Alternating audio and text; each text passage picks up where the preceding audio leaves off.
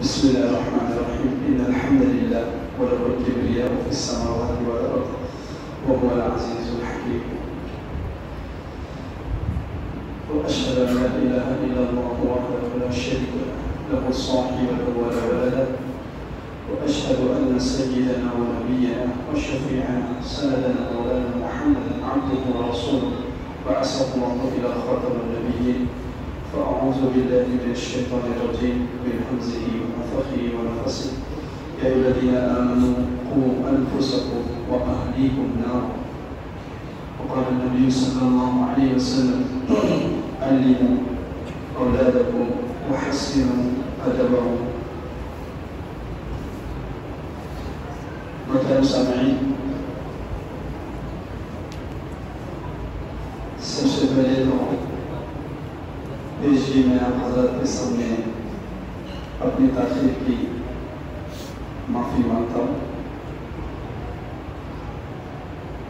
دراصل ہم لوگ آپ کے امام صاحب کو کہہ چکے ہیں کہ آپ جلسے کے لیے اتنی زبردست شخصیت کو مدعو کیے ہیں، ان کے ساتھ آپ ہمیں کیوں بلا رہے ہیں؟ پوچھئے۔ پہلا ہمارا یہ سوال تھا۔ پھر ہم نے ان کو بعد میں یہ بھی کہا کہ چلیے ان کے ذریعے ہمیں کچھ سیکھنے بولنے مل جائے گا۔ دوسری بات ایسی پیش آ گئی کہ اچانک جامع مسجد کے اندر آپ کی بیسوی کی فیملی کا مرکز پہ ابھی اثرات نکال گیا ہے۔ ہم اثر پردے نکلنے والے تھے۔ یوسف شیخ اور کچھ اور بندے ہیں، ان کی بچی ہے اور دونوں بیسوی سے تعلق رکھتے ہیں، ان کا نکاح وہاں پر اثر کے بعد اچانک کچھ بھی پتہ نہیں۔ اور اس سے بھی ان کا اہم بات یہ ہے کہ ہمارے یہاں پر ایک میت ہو گئی اور یہ اتفاقی بات ہے۔ اب حضرت کے سامنے کہنے کے لیے اچھا بھی لگ رہا ہے کہ ہمیں قبرستان پہ جانا پڑا، اور میرے بہت ہی اہم ساتھی اللہ نے جن کو علم کا کافی ذخیرہ دیا ہے، انشاءاللہ وہ بھی بعد میں مجھے اس متعلق بتائیں گے کچھ نہ کچھ۔ تو وہاں پر شہر میں چھوٹا قبرستان ہونے کی وجہ سے قبر کھودی جاتی، پرانی تک قبر کھودی جاتی، لیکن جب آج قبر کھودی گئی تو اس میں نیچے پہلے کچھ ہڈیاں نکل گئی، تو ہم نے کہا کہ اس کو بازو میں دفن کر رہا ہوں۔ پھر اسی قبر کو اور نیچے تک لے جا کر کھودا گیا تو اس میں سے ایک دم کفن، بہترین کفن کے ساتھ ناش نکل گئی۔ تو پھر ہم اس کی پوری ترکیب کے بعد یہ فیصلے پر پہنچ گئے تھے کہ ابھی اس قبر کو بند کر دو اور دوسری قبر کھود دو۔ اس میں کافی سے زیادہ وقت نکل گیا، بڑی معافی چاہتا ہوں آپ لوگوں کو کسی انداز سے کسی اعتبار سے تکلیف ہو گئی۔ مجھے سب سے زیادہ فکر آپ کے مسجد کے ائمہ کی رہتی ہے، جنہوں نے بار بار فون کر کے مجھے کہا کہ مولانا آپ مغرب سے پہلے پہنچ جائیے۔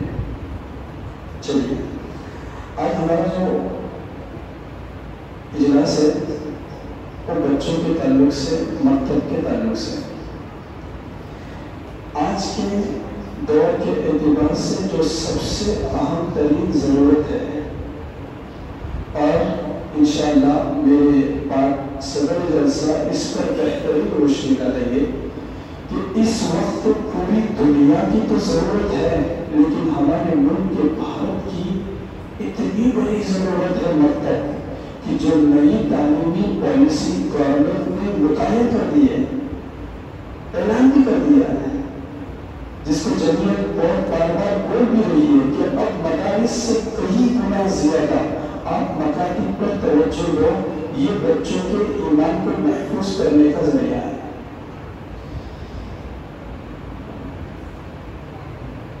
اللہ کے نبی صلی اللہ علیہ وسلم نے اور قرآن مجید میں کم و بیش 7 دعائیں ایسی ہیں جس میں انبیاء علیہ السلام اللہ تعالیٰ سے اولاد مانگتے ہیں، کیونکہ اولاد دل کا سرور، آنکھوں کی ٹھنڈک اور انسان کی زندگی کا قرار ہوتا ہے، اور اس سے بہتر کوئی نعمت نہیں ہوتی۔ اسی لیے ایک نبی بالوں کی سفیدی کے بعد بھی دعا مانگتے ہیں، رب حب لی من لدنک ولییا يرثني ويرثني آل يعقوب.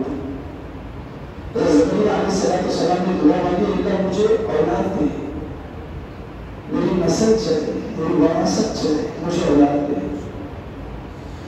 کیونکہ اولاد دنیا کی سب سے بڑی نعمت ہے. لیکن قرآن مجید کا انداز ہے، ایک جگہ پر قرآن مجید دنیا اور دنیاوی زندگی کی زینت کرتا ہے اولاد کو. المال والبنون زینت الحیات الدنیا، کہ تمہارا مال اور اولاد یہ تمہارے دنیاوی زندگی کی خوبصورتی ہے. لیکن قرآن مجید دوسری جگہ اسی مال کو اور اولاد کو آزمائش کا ذریعہ بھی کہتا ہے. انما اموالکم و اولادکم فتنہ واللہ عنده اجر عظیم. تمہارے اولاد تمہاری آزمائش ہے. اگر آپ نے صحیح تربیت نہیں کی، اگر آپ نے ان کی پرورش اسلامی انداز میں نہیں کی، اگر آپ نے انہیں بچپن کے اندر ہی دین کی تعلیم اور تربیت سے آراستہ نہیں کیا، تو یہی آپ کی اولاد آپ کی آزمائش ہے.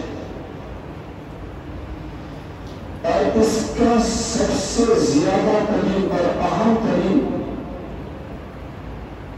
جو مضبوط کی بات ہے کہ ہمارے بچوں کو دینی اعتبار سے اگلی نسلوں میں محفوظ رکھنا ہے، تو انہیں مکاتب کے اندر بھیجنا پڑے گا. یہ وہ جگہ ہے جہاں سے ہمارے بچوں کی نہ صرف دینی تعلیم ہوتی ہے بلکہ تربیت بھی ہوتی ہے. اور دینی تعلیم اور تربیت سے آراستہ ہونے کے بعد یہی اولاد جن کے متعلق ہم رات دن فکر میں رہتے ہیں اور تمنا رکھتے ہیں کہ یہ ہمارے بڑھاپے کی لاٹھی اور سہارا بن جائے، اور اس وقت تک نہیں بن سکتے جب تک کہ ہم ان کی دینی تربیت نہیں کریں. اور بڑے ہی افسوس کے ساتھ مجھے آپ کے سامنے کہنا پڑ رہا کہ اب ہم آپ کے امام صاحب کے سامنے یہ درخواست کر کے جاتے کہ ایک وہ وقت ہے کہ اب مکتب کی تعلیم کو مضبوط کرنے کے ساتھ ساتھ ہمیں اپنے نوجوان بچوں اور بچیوں کی مضبوط تعلیم کی بھی فکر کرنا پڑے گی. سوچیے پچھلے کچھ زمانے میں تعلیمی نظام کی کمزوری نے ہمیں کون سے دل دکھا ہے. ابھی ہمارے قریب ایک بستی کے اندر بچی ارتداد کے راستے پر چلی گئی. وہاں کے ذمہ داروں نے ہمیں فون کیا، کچھ وہاں کے مفتیان کے ساتھ میں ہمیں بھی بلایا ہے. ہم اس بچی کے پاس پہنچے اور دینی اعتبار سے جب اس کے سامنے بات شروع کی اور اسے کہا کہ ایمان کتنی بڑی دولت ہے، اس ایمان کے لیے صحابہ نے کتنی جانیں دی، کتنی شہید ہوئے، ہمارے نبی نے ساری زندگی ایمان کے خاطر کس طرح مشقت کے اندر گزار کر لوگوں تک پہنچائی، اور یہ کہا کہ تم دنیاوی زندگی کو آخرت کی زندگی بنانے کا ذریعہ ایمان کے ذریعے بنا دو اور ایمان کو محفوظ اور مضبوط کرو. اس نبی کا دیا ہوا وہ ایمان اور اسلام اتنا سستا ہو گیا کہ ہم نے اپنے بچیوں کی تربیت پر دھیان نہیں دیا، بچوں کی تربیت پر دھیان نہیں دیا، انہیں مکتب میں تعلیم نہیں دی، ان کا دین اسلام مضبوط نہیں کیا. نتیجہ یہ ہوا کہ اس بچی کے سامنے جب ایمان اور اسلام کی بات کرنے ہم شروع کر دیے تو وہ بچی سامنے سے ہمیں یہ کہتی ہے کہ ہمیں کبھی بتایا ہی نہیں گیا کہ اس طرح کا نکاح نہیں ہوتا ہے، اور ہمیں کبھی بتایا ہی نہیں گیا کہ ایمان سے خارج کیسے ہوتے ہیں، ہمیں کبھی بتایا ہی نہیں گیا ایمان اور کفر میں فرق کیا ہے، ہمیں کبھی بتایا ہی نہیں گیا جنت جہنم کیا ہے. تو ہم آپ کے سامنے اتنی عاجزی کے ساتھ درخواست کرتے ہیں کہ آپ اپنے بچوں کو مکاتب میں داخل کر کے ان کی دینی تعلیمی تربیت کی فکر کیجیے. منگو کے گروپ کے اندر ایک ماں کھڑی ہو کر بچی سے کہتی ہے کہ بیٹا دیکھ میں نے پال پوس کر تجھے بڑا کیا ہے، دودھ بھی میرے خون کا بن کے تجھے پلایا گیا ہے، اب تو ایسے وقت پر پہنچی ہے کہ تیری خوشیاں دیکھنے کے لیے میری آنکھیں ترستی ہے. تیرا باپ کو سے دور تیرے خاطر کماتے ہوئے بزرگ ہو چکا ہے، اس کے بال پر چپک چکے ہیں، ایک رحم کھا کر میرے ساتھ واپس چل. تو وہ بچی کوٹ کے کٹیری سے اپنے ماں کو جواب دیتی ہے کہ میں کوئی ماں، میں کوئی باپ، میں کوئی بڑھاپا، میں کوئی سفید پا جاتی نہیں ہوں. میں نے جو چوز کیا، میں نے جو مانا ہے، میں نے جو सलाम करेंगे, आप यहाँ से चले जाइए। वो कौन सी कमी है जिसकी बुनियाद पर एक बच्चे अपने माँ को छोड़ने के लिए राजी हो गई? वो कौन सी कमी हमसे रह गई जिसकी वजह से वो इस्लाम छोड़ने पर राजी हो गई? वो कौन सी कमी हमारे अंदर रह गई और कहाँ पर हम कम गिर गए जिसकी वजह से हमारी औलाद, हमारी नस्ल हमारे सामने सीना तान कर जबान के साथ इस तरह अल्फाज अदा करते हैं जिन कुफरिया अल्फाज को हम अपने दुश्मनों से भी सुना कर नहीं करेंगे। तो इस वक्त हमारी सबसे अहम तरीन जरूरत अपने बच्चों को मकातिब में दाखिल करके बेहतरीन तालीम से आवाज ये बच्चों को मकतब में दाखिल कर दीजिए। बाबा फरीदुद्दीन गंज शकरमा के नाम सुनते हैं, अल्लाह के नेक बंदे वली। इनकी वालिदा ने बचपन से इनकी तरबियत शुरू की और जब भी ये माँ अपने बच्चे को नमाज के लिए भेजती, नमाज का बोलती, नमाज की तरफ मुतवज्जे करती तो उसे शक्कर की चंद गोलियां बना कर दे देती।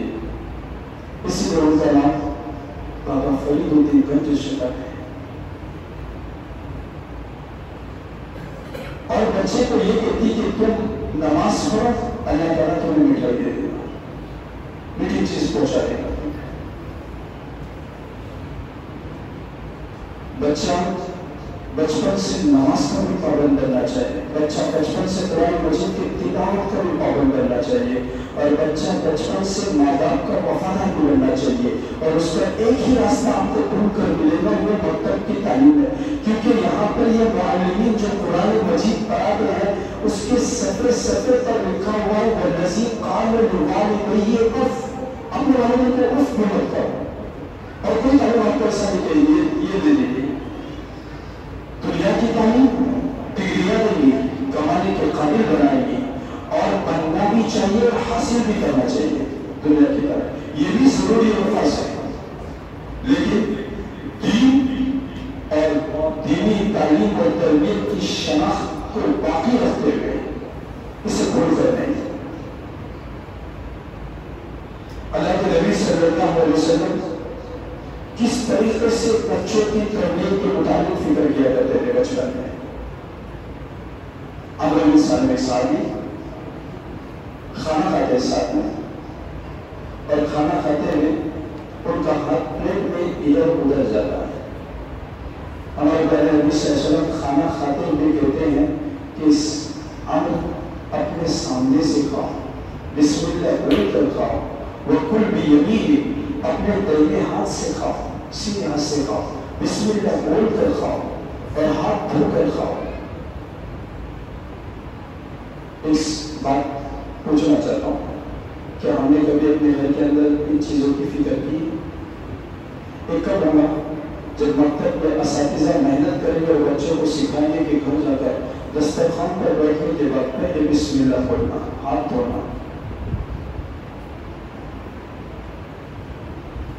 और सुन्नतों के नफिल कितने, सुन्नतों पर जिंदगी आने के बाद अल्लाह की तरफ से मदद कितनी, ताउन कितना, ये हमारे बच्चों को समझाना पड़ेगा। और बच्चों की तरबियत में इतना अहम किरदार अदा करना चाहिए हमें, यकीन मानिए। और इसका वाहिद रास्ता है मकतब। बच्चों की तरबियत होती है से हमारे यहाँ हफ्ते में एक दिन बच्चों के अकीदे और अखलाकियत पर बात होती है, सब कोई सचना किया जाता है और बैठकर कोई भी मालूम 5 मिनट 10 मिनट 15 मिनट उनके सामने अखलाकियत पर, आदाब पर बात करता है। अल्हम्दुलिल्लाह बच्चा भी जिसने हमारे आइडियल स्कूल के अंदर 97% लेने के बाद पायलट बनने के लिए मेरे रिकवरी के अंदर उसने अपना एडमिशन किया है। उस सेंट जेम्स के अंदर जब मुकाबले के लिए गया था तो उससे सवाल किया गया था कि यह सच बात है कि इंसान पहले बंदर था जो ग्राउंड की खुली पाई जाती है, उसने उस पर 5 मिनट खड़े होकर सेंट जेम्स जैसे स्कूल में लेक्चर दिया था और इतना बेहतरीन लेक्चर कि उसके बाद से लेकर आज तक उस स्कूल में ईमान वाले बच्चों को इस तरीके का अकेला पढ़ाया जाता है। आप बच्चा को बचपन में इतना मजबूत करो कि दुनिया की कोई ताकत इससे ईमान छीन नहीं पाए। दौलत हाथ से चली जाए कोई बात नहीं, ईमान नहीं जाना चाहिए। इस सबसे बड़ी दौलत है, इससे बड़ी कोई दौलत ही नहीं। इसलिए अपने बच्चों को मकातब में दाखिल करो। और मैं अक्सर अपनी हालिया मिसालों से लोगों को मकातब की अहमियत और फजीलत समझाया करता हूँ। वजह यह कि इससे जल्दी समझ में आता है। हमारे मकतब के एक तालिब इल्म ने हमारे करीब हॉस्पिटल के अंदर उसके पाप की बीमारी के अंदर डॉक्टर से जाकर ये कहा था कि मोहतरम, मेरी माँ की जो पेशाब की थैली यहाँ पर पेट के नीचे लगी हुई है, वो तुम्हारी नर्स साफ नहीं करेंगे बल्कि हम साफ करेंगे। जब एनालिसिस से वापस लौटेंगे तो इसकी सफाई हम करेंगे, क्योंकि हमने मतलब में पढ़ा है कि माँ और बाप के पेशाब को धोना के साफ करना मकबूल हज का सवाल रखता है। अल्लाह ने हमें मौका नसीब किया है और इसके पास बोल है आप उसकी रकम उस नर्स का जो भी है उसको दे देना, लेकिन साफ नहीं करूंगा। और डॉक्टर मुझसे खुद कह रहे थे कि मैं 5 मिनट उसको ऊपर से नीचे देख रहा था। इमरजेंसी के अंदर मैनेजर की पोस्ट पर रहने वाला एक जवान शाम में मेरे सामने आता था और वो थोड़ी साफ करके चला जाता था और वो माँ की पेशानी को छूता था और कहता था कि यकीन करो यही मेरी जन्नत है, यही मेरी कमाई है। अल्लाह इनको हयात रखना और इनकी यकीन मत के मौके मेरे पास बाकी रखना, क्योंकि ये भी मेरी सबसे बड़ी कमाई है। मैं सुबह नमाज पढ़ते हुए तहज्जुद में सजदा करते हुए जो मुझे लुत्फ आता है, यकीन मानो ये पेशाब की थैली को उठाकर फेंकते हुए मुझे उतना ही लुत्फ आता है।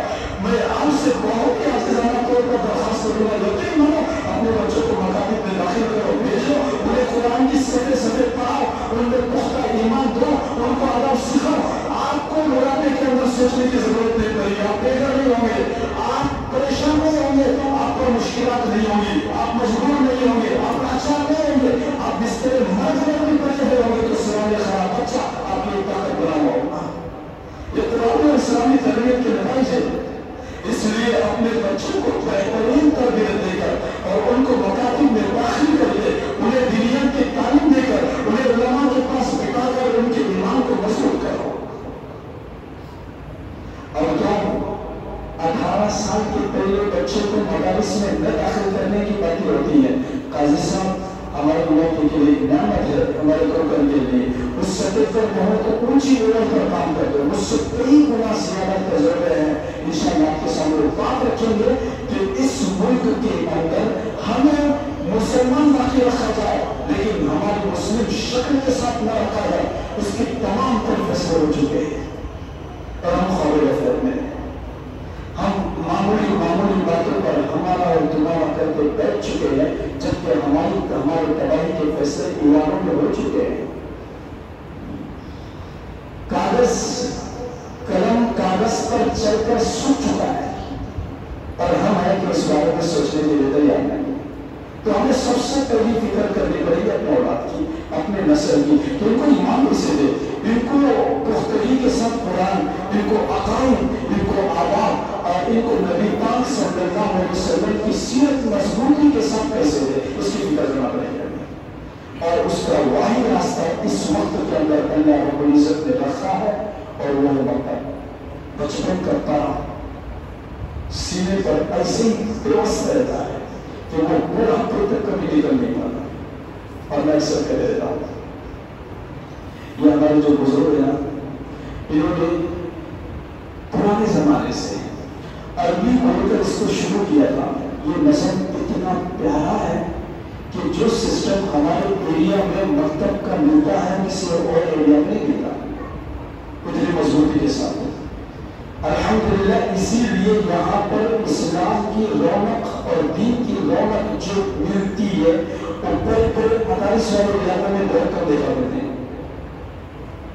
उसकी वजह वही हमारे पुरखों का, हमारे पुरानों का हम पर एहसान, जिन्होंने अपने घर पर मिट्टी के रखे लेकिन आलिशान मसाजिद हमें दे दी, जिन्होंने अपने घर पर मिट्टी के रखे छत को कमजोर रखा लेकिन हमें व्यवस्था नसीब कर दिया। इसलिए पुरानों को न हंसते हुए, पुरानों को दुआएं देते हुए, हमारे पुरखों को उनकी कब्रों के लिए दुआ करते हुए, उनके लिए हाथ उठाते हुए फैलाते हुए हमें ये सोच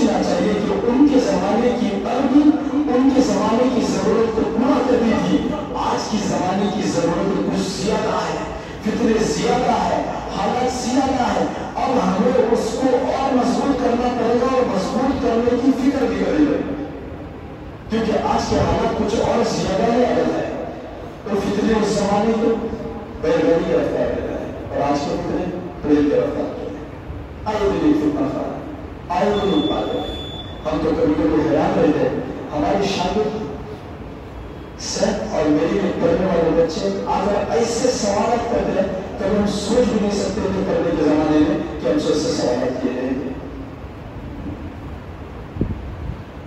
ایک نوجوان نے ہم سے سوال کیا، میں قاضی صاحب سے اس کا جواب کروں، کہاں بولے اہل کتاب کے پاس اس زمانے میں نہیں تھا جائز تھا، آج کیوں نہیں؟ ہم کو اس کو جو جواب دینا تھا دے دیے، لیکن کہنا مطلب یہ کہ باطل نے ہمارے بچوں کو دلوں پر اتنی محنت کی کہ وہ اس درجے پر پہنچ چکے ہیں، یہاں پر پہنچ چکے ہیں۔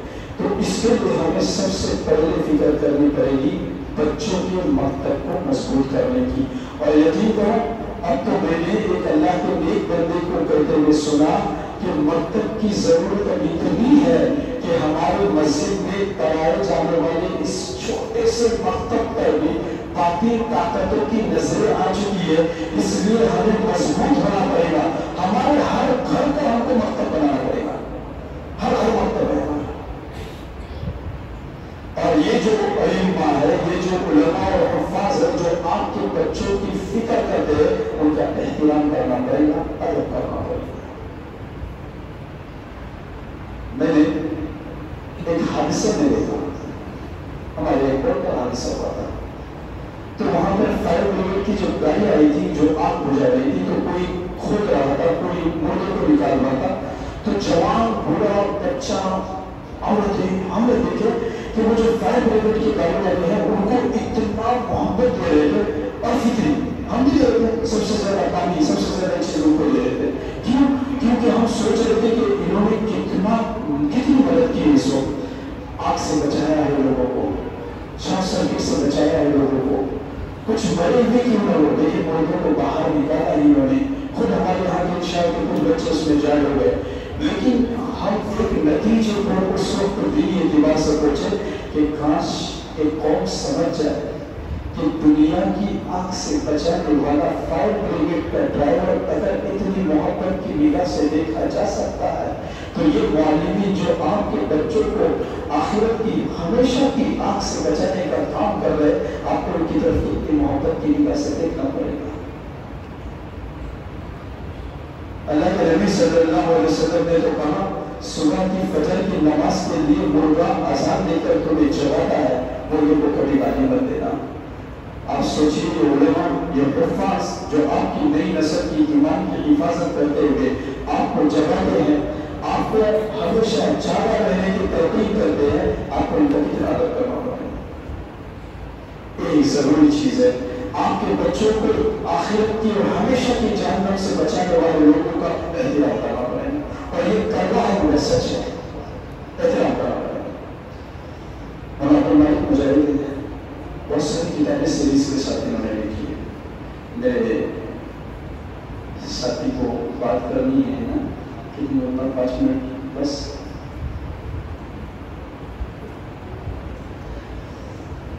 انہوں نے اپنی کتاب کو بہترین موقع لکھا ہے، اور عبد المالک مجاہد ماں باپ کی خدمت کا، اور انہوں نے مکتب کی تعلیم کو بہت اولویت دی ہے اور سمجھایا ہے کہ کس طرح تعلیم دینا چاہیے اور کیوں دینا چاہیے، تعلیم اور بالغ میں کیوں حصہ رکھنا چاہیے۔ انہوں نے ایک واقعہ لکھا، حج کے اندر جب ہمارے لوگ جاتے ہیں تو وہاں پر ایک ڈاکٹر تھا ہے، ابھی انہوں نے لکھا علیہ ضرور، اور وہ وہاں حاجیوں کے جو کیمپ چلتے ہیں ان کا ڈاکٹری اور طبی علاج کرتا ہے۔ اور یہ اتفاق کی بات تھی کہ اس کی جو بیوی تھی اس کو ایک بچہ بھی ہو گیا تھا، تو اتفاقی طور پر اس کی ماں اس کے گھر نہیں رہتی تھی، بلکہ اس نے اپنی ماں کو گھر سے باہر نکال دیا تھا اور وہ جگہ میں رہتی تھی، قریب شہر میں جگہ میں رہتی تھی۔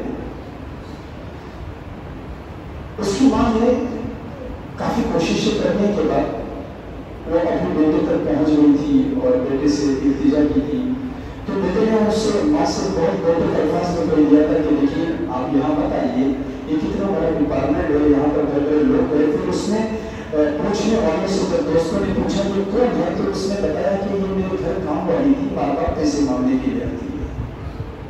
کچھ نہیں وہ مانگو چل واپس چلی گئی. ایک آنکھ سے اندھی تھی، کہنے تو میرے گھر کے کام والی. وقت گزرتا ہے اور اس ماں کو کسی کو اطلاع دی کہ آپ کے گھر 2 بیٹے پیدا ہو گئے. اور مجھے بتائیے پوتے نواسے ہی ایک بزرگوں کی چال ہوتی ہے، ان کو پیسوں کی کم اور ان کی زیادہ ضرورت ہوتی ہے. ہمارے دل نے مان لیا کہ جا کر اپنے بچے کے اولاد کو ایک نظر دیکھ لوں. تو وہ گئی اور اس نے جا کر دروازے پر نوک کیا. بیٹا باہر آیا، بچے اس کے پیچھے دوڑ رہے تو اس نے ایک نظر آئی، اس کی آنکھ اور منہ ٹھنڈی ہو گئی. لیکن بچے نے دروازہ بند کر دیا تھا. اب بھی ہم نے گھر بدلی کرنے کے باوجود بھی تم ہمارا پیچھا نہیں چھوڑو گے؟ بس ادھر ہمارے پاس نہیں آنا، اب کیوں آیا؟ اور وہ بات ہو چکی. یہ سور اتفاق تھا کہ اس کی والدہ کا انتقال ہو گیا. اور یہ ڈاکٹر وہاں پر جدہ میں مسجد عمر فاروق کے اندر نماز پڑھنے کے لیے جاتا تھا تو اس کو شوق لگتا ہے تعلیم پانے والے شریک ہو جائے. اور پریس کے ملک کے لوگ تعلیم پانے والے ہو کر وہاں پر یہ کورس جاری کرتے ہیں، کورس پڑھا لیتے ہیں.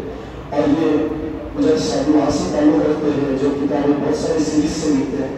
وہ کہتے ہیں کہ وہ بچہ مسجد عمر فاروق میں تعلیم پانیہ کے اندر جوائن ہو گیا اور اس نے اپنے استاد سے، وہاں کے امام سے سننا شروع کیا کہ ماں کا حق کیا ہوتا ہے، باپ کا حق کیا ہوتا ہے، ان کا درجہ کیا ہوتا ہے، پھر بچوں کے حقوق کیا ہوتے ہیں والدین پر، والدین کے حقوق بچوں پر کیا ہوتے ہیں. یہ سب سننا اس نے شروع کر دیا تو اس کی دل کی دنیا بدل گئی. اس نے توبہ کا ٹھان لیا کہ میں کچھ تو غلط ہو چکا ہوں، اب مجھے واپس اپنے راستے کی طرف جانا ہے. وہ پلٹ گیا. صبح اٹھتے ہی اس نے طے کر دیا کہ میں اپنی ماں کی تلاش کروں گا. اسے معلوم تھا کہ اس کی ماں پرویشن کے اندر رہا کرتی تھی جب ہم اس جگہ پر، پرانی جگہ پر رہتے تھے. اور وہ وہاں پر پہنچ گیا. 1 بار 2 بار 3 بار پہنچنے کے بعد ناکام تھا. اچانک ایک طرح اپنی گاڑی لگایا، اوپر سے بوڑھی ماں کا آواز آ گیا، ارے بیٹا بیٹا. وہ واپس وہاں پر آیا تو اس ماں نے، اس بڑی عورت نے اس کو پوچھا، بولے تو فلاں فلاں ڈاکٹر کہاں ہے؟ یہ کاغذات لے لو. اس نے کاغذات ہاتھ میں لے لیے. کاغذات ہاتھ میں لینے کے بعد اس نے کہا کس نے دیے؟ کہا یہ کاغذات تمہارے ماں نے دیے اور یہ کہہ کر دیے ہے کہ جب کبھی وطن واپس لوٹے گا تو اس میں وراثت کے کاغذات ہے، باپ کی کچھ جائیداد ملک میں ہے، کبھی لوٹ جائیں گے تو بچوں کے کام آ جائیں گی، اس لیے میرے بچے کو دے دینا. میرا بچہ لوٹ کر آئے گا ضرور، مجھے پوچھنے ضرور آئے. اب وہ اس ڈاکٹر نے اس کاغذات کو لفافے سے باہر نکالا اور پڑھنا شروع کیا تو اس کے پیروں کے نیچے سے زمین سڑکنے لگی. اس کے ماں نے لکھا ہوا تھا کہ بیٹا تم کیا سمجھتے ہو کہ ہم ہاسپٹل کے اندر پوچھا اور بھرکا مارنے والی عورت ہے؟ بیٹا ہم بھی ایک خوبصورت ترین عورت تھے، تمہارے والد کے ساتھ اپنے ملک سے نکل کر جدہ آئے تھے کیونکہ تمہارے والد بہت اچھی نوکری اور جاب پر تھے. روز شام تمہیں، جمعرات کی شام، فرائیڈے کی شام تمہارے ابا تمہیں گھومنے لے کر جایا کرتے تھے. یہ میری زندگی کا سب سے خراب دن تھا کہ ایک دن ایکسیڈنٹ کے اندر تمہارے ابا کی وفات ہو گئی اور تم بھی اپنی ایک آنکھ کھو چکے تھے. بیٹا مجھے کسی ماہر ڈاکٹر نے کہا کہ تم اگر اپنی آنکھ اسے دے دو تو اس کی روشنی واپس لوٹ کر آئے گی. تو میں نے چاہا کہ میں ماں ہوں، میری دنیا اندھیری ہو جائے تو چل جائے گا، میری بیٹی کی دنیا اندھیری نہیں ہونی چاہیے. اور میں نے وہ ایک آنکھ بھی تمہیں دے دی تھی، اگر وہ بھی میری خطا ہے تو مجھے معاف کر دینا. اور بیٹا سن لینا، میں دعا کرتی ہوں کہ تمہارے بچے تمہارے ساتھ کبھی ایسا نہ کرے. تم اپنے بچوں کی بہترین تربیت کرنا. وہ ڈاکٹر ان الفاظوں کو پڑھتے گیا، اس کے ہاتھ سے کاغذ گرتے گیا، آنکھ سے آنسو گرتے رہے. ریت پر آنسو ایسے پھسل رہے تھے جیسے اس کی ندامت کی توبہ کے آنسو ہوں. اور وہ رو کر کہہ رہا تھا کہ میں کیا کروں؟ جدہ کے قبرستان میں جا کر یا تو قبر پھٹ کر میں اندر چلا جاؤں اور ماں سے گلے لگ کر کہوں کہ مجھے معاف کر دے، یا میرے پاس کوئی اور توبہ کا ذریعہ ہے. واپس پڑھتا مسجد عمر فاروق میں روتے ہوئے اور امام صاحب سے کہنے لگا اب میرے پاس کوئی راستہ ہے کہ میری توبہ قبول ہو جائے، مجھے اللہ معاف کرے. مجھے اگر چھوڑ دیں، میری زندگی کی سب سے بڑی خطا یہ ہے، مسجد عمر فاروق تھے، اس کے معلم اور مکتب کے استاد نے اسے کہا کہ ایک ہی راستہ ہے، تم اپنے مرنے والے ماں باپ کے دوستوں کے ساتھ بہترین سلوک کرو، شاید اللہ تمہاری توبہ کو قبول کر لے۔ میں اکثر جہاں جاتا ہوں مکاتب کے جلسوں میں کہتے رہتا ہوں، تعلیم قرآن کی 55 میں دو یا 55 میں دو، حق سچ صحیح راستہ یہی آپ کو دکھا سکتی ہے۔ دنیا کی تعلیم تمہیں کمانے کے قابل بنائے گی، لیکن دین کی تعلیم تمہیں کما کر کس جگہ کس طرح کیسا خرچ کرنا یہ سکھائے گی۔ تو اپنے بچوں کو مکتب میں داخل کریں گے، آپ کا بڑھاپا کبھی بھی دکھ بھرا نہیں ہوگا۔ سکھ بھرا بڑھاپا چاہتے ہو، اپنے گھر میں امن چاہتے ہو، اپنے گھر میں عزت چاہتے ہو، اپنے گھر میں ادب چاہتے ہو، اپنے گھر میں اخلاق چاہتے ہو، تو اپنے بچوں کو مکتب میں داخل کرو۔ یہی وہ راستہ ہے جہاں سے آپ کا ہر عمر کا بہوارہ بنے گا، ورنہ یہ وہ بچے ہیں جن کو مکتب کے دین کی تعلیم سے دور رکھنے کی بنیاد پر یہ بچے چوراہے پر نکل پر اپنی باپ کے کسی اور کے باپ کا بھی ادب نہیں کریں گے، کان میں اس طرح پانی کی طرح دیں گے کہ انہیں پتہ بھی نہیں چلے گا کہ میرے سامنے سے گزرنے والا سفید ریش بال والا داڑھی والا مجھ سے 2 گنا زیادہ عمر گزر چکا ہے۔ وہ پرانا زمانہ تعلیم کی کمی کے باوجود صبح اٹھتے ہی مکتب میں بیچنے کا نتیجہ تھا کہ صرف قرآن لفظوں کے ساتھ پڑھتے تھے، لیکن مکتب کا نظام وہ عربی والا اور ملاسب والا اتنا مضبوط تھا کہ اس کے اثرات اتنے تھے کہ بچہ اگر کچھ بھی غلط حرکت کر رہا ہو، مجھے سامنے سے گزر رہا ہو، آدم سے آدمی سامنے سے گزر رہا ہو، ہاتھوں سے چیزیں گر جاتی تھی، زبان پر آ جاتا تھا کہ کوئی بڑا گزر رہا ہے۔ آج نسل بے ادب کیوں بنی ہے؟ آج نسل اس نتیجے پر کیوں پہنچی ہے؟ آج نسل سوائے دکھ و افسوس کے ہمیں ناخن لینے کے نتیجے پر ہمارے نئی نسل نے کیوں پہنچایا؟ کیونکہ ہم نے ان کی دینی تعلیم کی طرف دھیان نہیں دیا، ان کی دینی تربیت کی طرف دھیان نہیں دیا، ان کو مکتب کی طرف دھیان نہیں دیا۔ صبح ہم شہر میں دیکھتے ہیں اسکول میں جانے کے لیے جب ہوتا ہے نا تو ٹاور کے ساتھ اچھے شوز بوٹ کے ساتھ اٹھانے کے لیے صبح 5 بجے لائٹ ضروری رہتی ہے، اور سنڈے کے دن وہی لائٹ 9 بجے تک چلتی نہیں ہے۔ کروا میں سچ، جس کی قدر ہوگی اس کا نتیجہ نکلے گا۔ آپ کو قدر ہونی چاہیے مکتب کی، آپ کو قدر ہونی چاہیے والدین کی، آپ کو قدر ہونی چاہیے بچوں کی دینی تعلیم کی، کہ یہی وہ تعلیم ہے جو تمہارے بچوں کی آخرت کو محفوظ کرے گا، اور اس تعلیم کے ذریعے اللہ تمہاری دنیا میں محفوظ کر دے گا انشاءاللہ۔ تو میں بات کر رہا تھا کہ بابا فرید الدین گنج شکر کی ماں نے شکر کی گولیاں دے کر بچے کو بچپن میں کہا تھا کہ تم ایک کام کرو، نماز پڑھو، اللہ تمہیں مٹھائی دے گا۔ ایک دفعہ یہ گھر سے نکل گئی سبق لانے کے لیے بازار میں، بچہ تھوڑی نماز پڑھ رہا اور ماں رو رو کر بازار میں دعا کر دے کہ اللہ آج امتحان ہے، آج میرے بچے کا امتحان ہے، میں نے بچپن سے بچے کو تربیت کرنے کے لیے اتنی قربانی دی ہے، اور آج کیا اتفاق بنا ہے کہ میں رکھنے کے لیے بھول چکی ہوں، اس کے مسلے کے نیچے بھول چکی ہوں رکھنے کے لیے، اے اللہ تو میرے بچے کا کچھ انتظام کر دینا۔ جھولی پھیلا کر ماں نے اپنے دامن کو پھیلا کر اللہ کے پاس دعا کی، لوٹ کر گھر آئی تو درخواست انسانی فطرت کا دل میں تھا، بچے سے پوچھنے لگی بیٹا مسلے کے نیچے مٹھائی ملی؟ کہا ماں آج کچھ الگ تھی اس کی مٹھاس، اور آج کچھ الگ تھا اس کا ٹیسٹ، عجیب لگا ہے، کیسے بنائی تھی تم نے وہ؟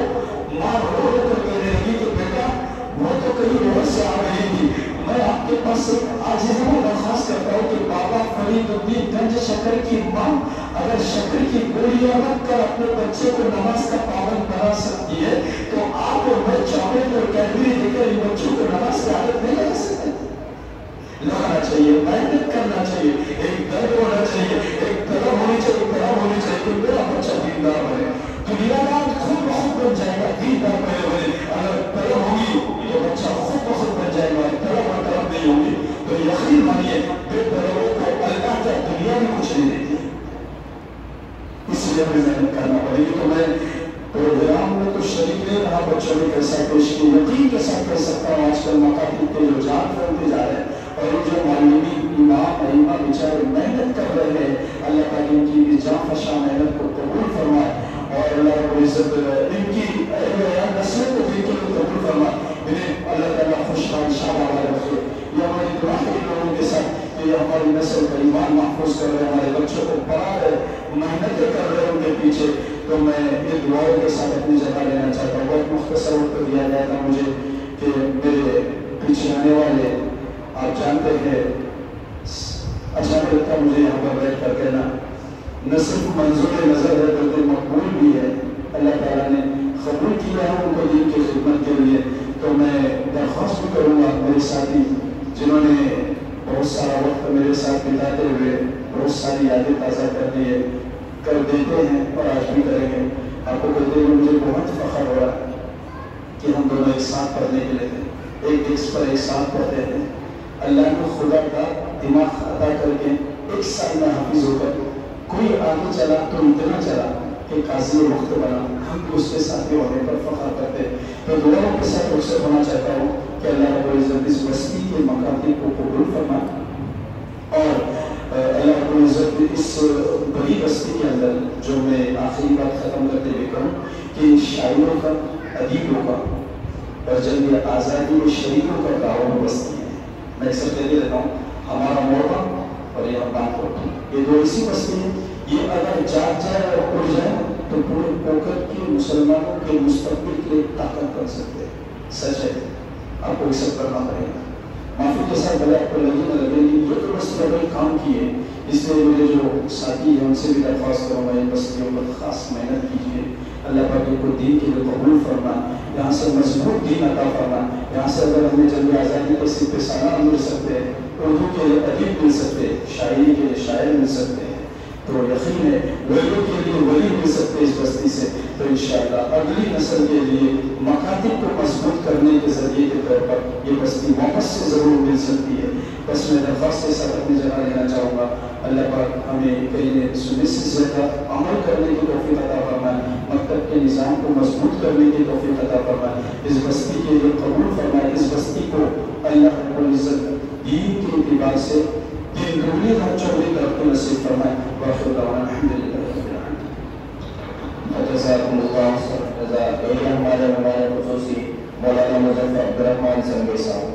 اس کے بعد اس جلسے کے آخری قریب جس کو ہم سننے کے لیے ابتدا سے مشتاق اور خواہشمند تھے، میری اس سرخ پر اجلاس کی صدارت حضرت مولانا قاضی محمد حسین